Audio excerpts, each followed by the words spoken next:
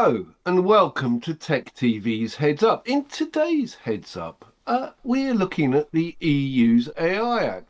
The EU had an off-the-record briefing this morning at the unprecedented time of 8:15 in the UK, where it actually introduced this idea that it was going to insist on transparency, and we so that we know when AI is being used, so that we aren't victims of deep fakes and all of these other problems that AI is generating. Now, in the studio with me, I have Bill Mew, who is a technology expert. He is a former IBM executive, and I have Mark Deem, who is a leading legal expert on AI. In fact, he was the co-author of a book called AI on Trial.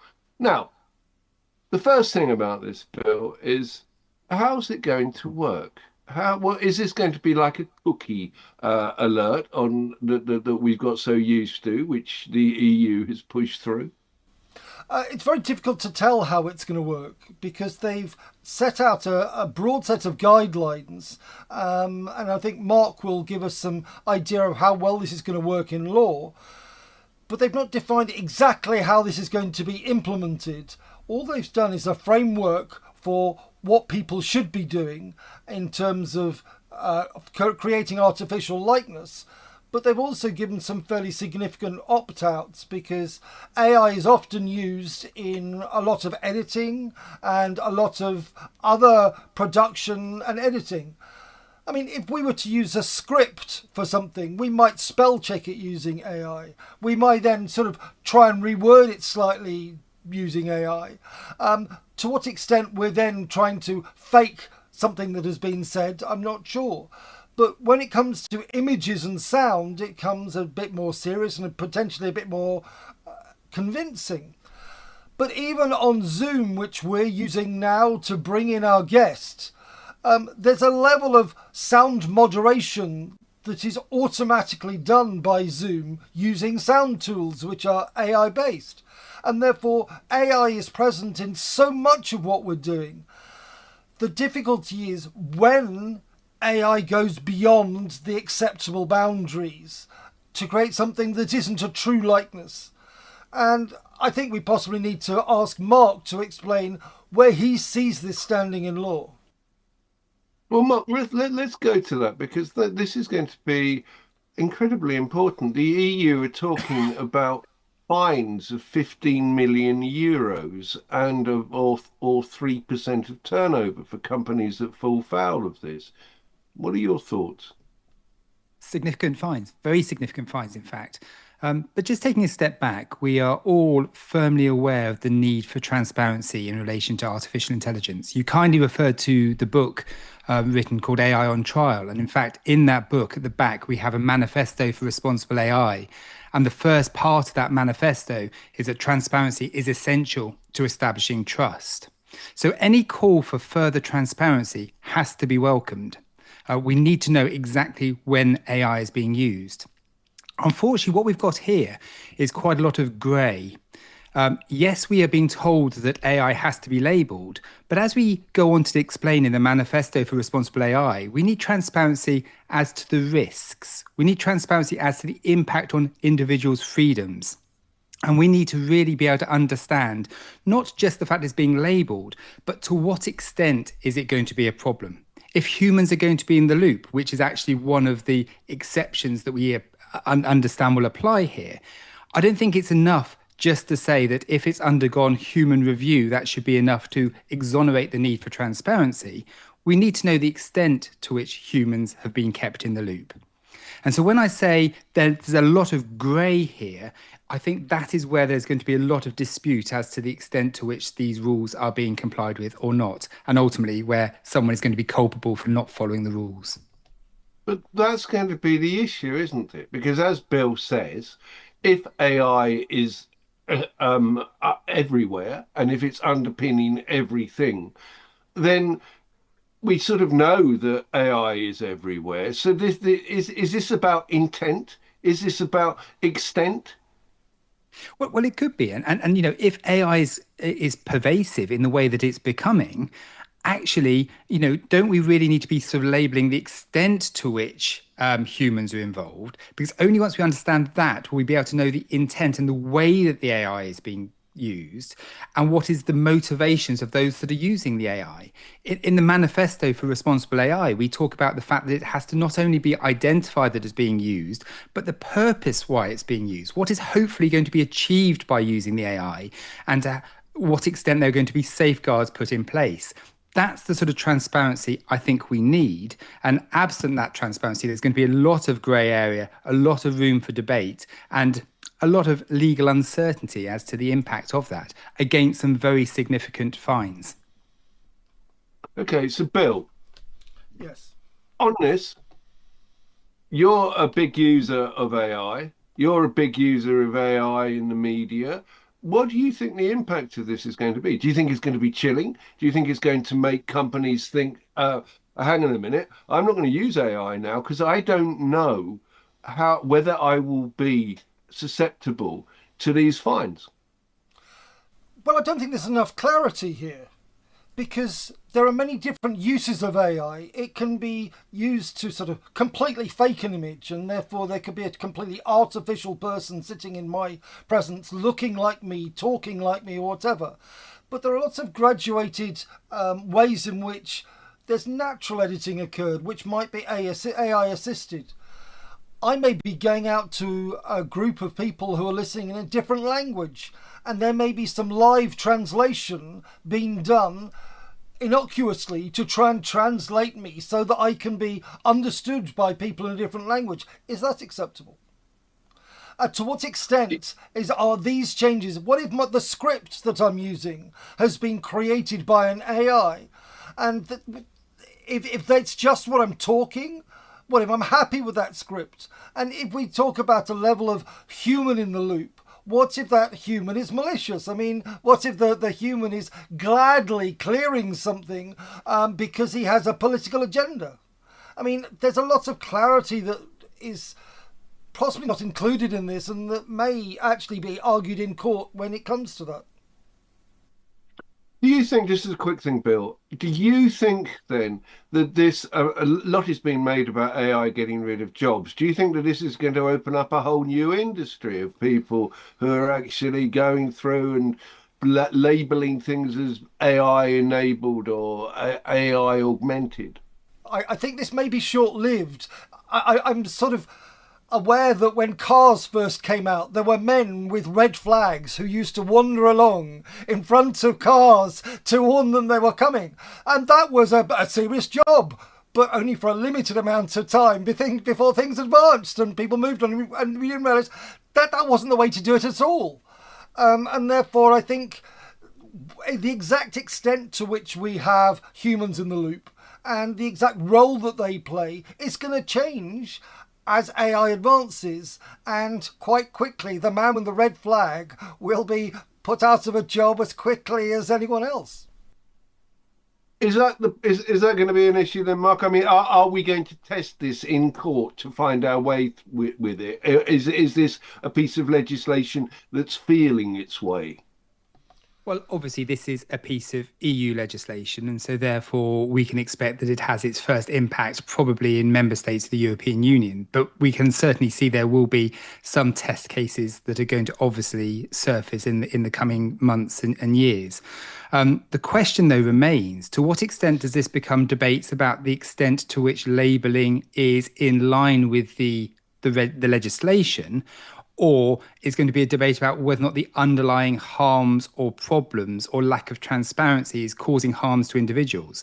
And I really fear that we might be getting to a stage where we're actually talking about the form over the substance, the extent to which the labelling was correct or the labelling was needed, rather than what is actually flowing from the use of technology and the potential harms that there may be from the technology itself. I mean, it's an interesting point that you make there about this is EU legislation. One of the things that I found fascinating in the briefing this morning was that one of the panels was led by a professor from Sheffield University. So why are we having experts from Sheffield University participating in EU legislation? Is that showing us something about AI and what the EU thinks about its impact? Well, we know that technology respects no jurisdictional boundaries or geographical boundaries. And so for those people that are actually wanting to use AI in their businesses, or for whose businesses actually go across borders and into different member states of the European Union, they have to be firmly cognizant of the rules that are being promulgated in Brussels. So just because we have exited the European Union doesn't mean we're entirely immune from that for businesses that actually want to have a pan-European Union operation. So it's perhaps unsurprising that we are articulating our own views as to how these rules might work, because they necessarily will impact those people who are operating within our own jurisdictional boundaries. But I Okay, so think, what will this mean, Bill? Bill, yeah, just a moment. What will this mean?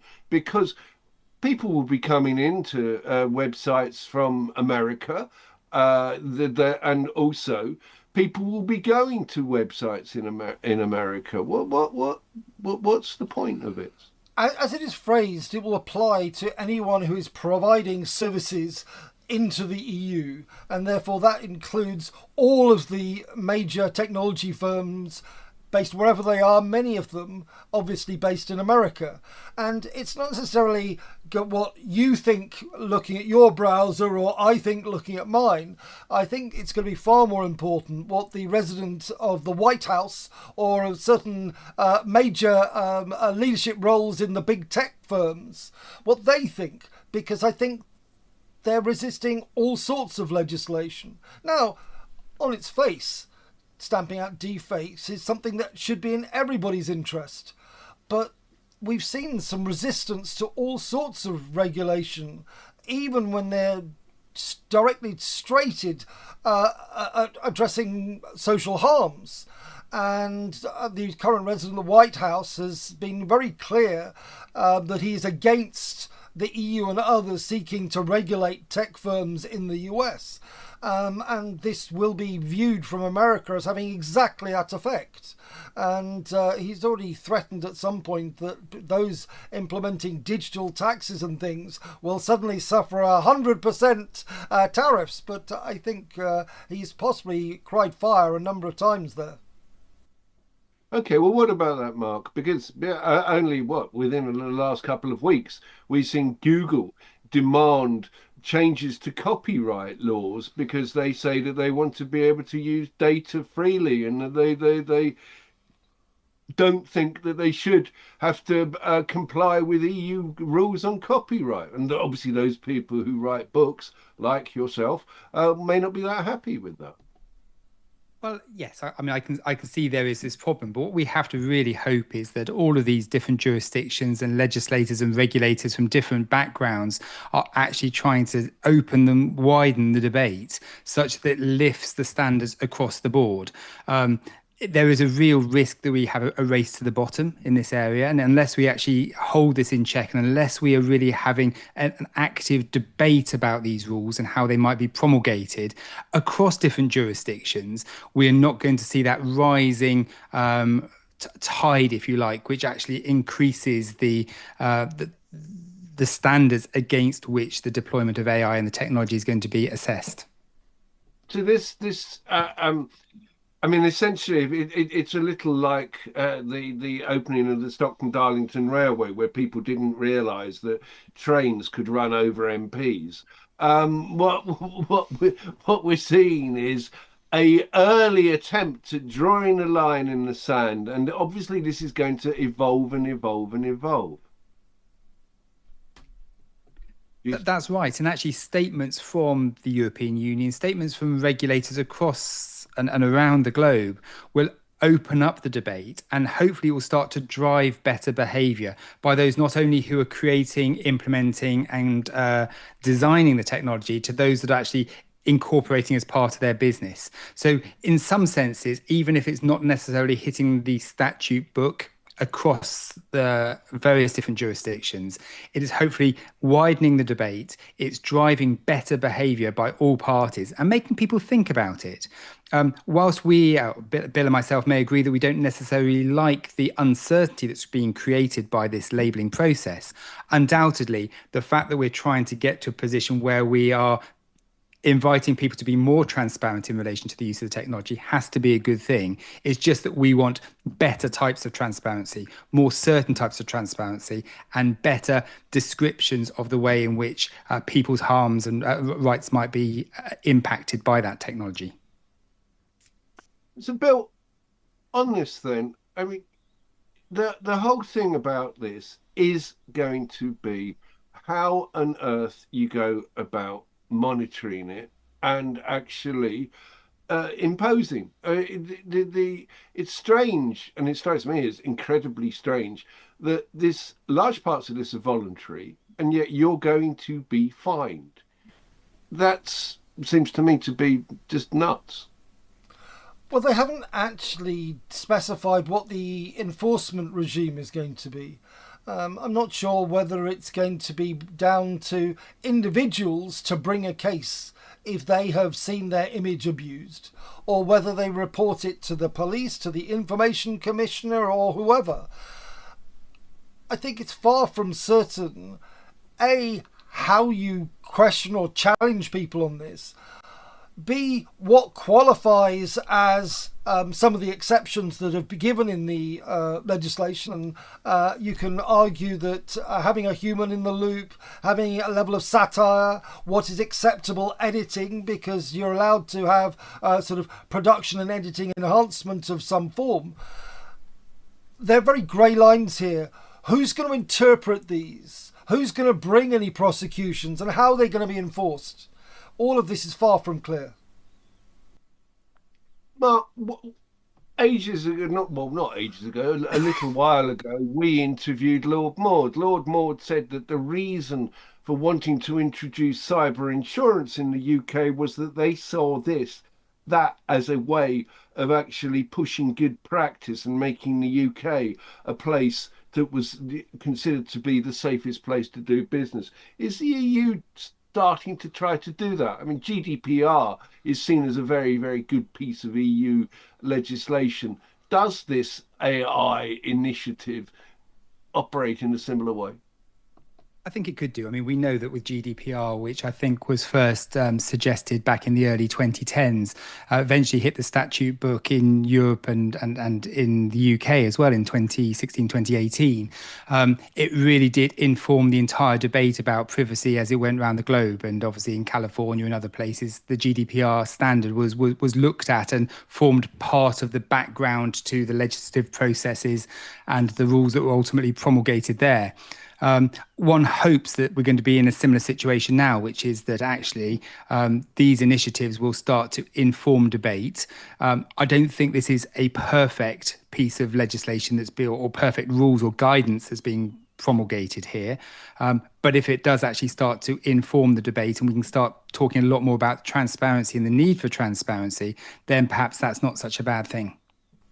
It's a bit rushed, though. I mean, I'm looking at something here that says these are applicable from August the 2nd. I mean, that's not giving anybody much notice. Well, one would hope that actually businesses that are seeking to use AI would have a very good idea about how AI was being deployed within their organizations at this moment in time. So one wouldn't have thought that it was a particularly administratively burdensome requirement, although I agree, trying to do anything in a 14-day window, just as we're about to enter the sort of later part of July and the summer period, may be quite challenging given staffing and other problems that businesses experience at this time of year. Okay, well, there you go. We don't really know. This is ending this episode of Tech TV's Heads Up. Thank you, Mark, and thank you, Bill. We'll just have to wait and see. Well, we may be waiting until the 2nd of August to see how we respond, but I anticipate a response from the White House a little sooner than this. Okay, good. Well, let's wait and see. And I could... both Bill and Mark were actually real. They are not AIs. But what about you, Pete?